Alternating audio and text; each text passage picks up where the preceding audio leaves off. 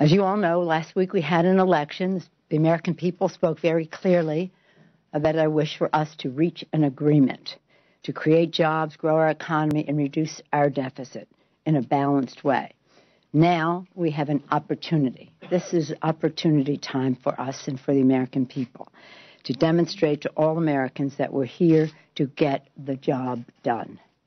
That starts with our effort to ensure the economic security of the middle class, restore certainty for our small businesses, and spur growth in our economy as we reduce the deficit. Tomorrow, last week, today, tomorrow, as the Bipartisan Leadership Congress comes to the table at the White House with President Obama, we must act in a bipartisan, responsible way to address our fiscal challenges and to strengthen our economy to create jobs without further delay.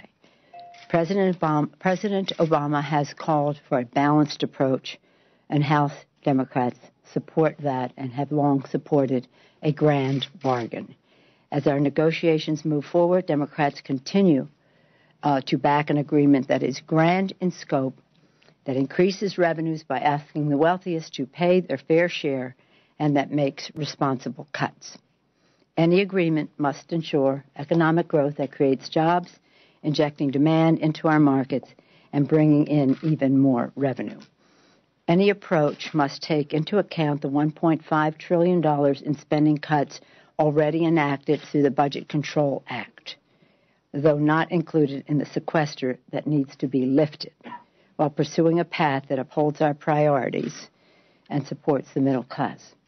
House Republicans can prove that they are prepared to work in good faith on the fiscal crisis facing our country by calling up a vote to extend the middle-income tax cuts now, a tax cut that will give 98% of Americans and 97% of small business owners more certainty heading into the holiday season. The Senate has already passed this legislation. House Democrats are ready to vote on it.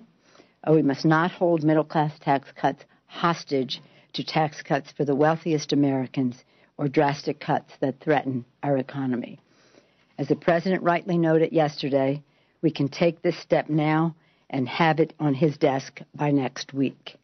House Democrats will act as partners in an effort to reach an agreement.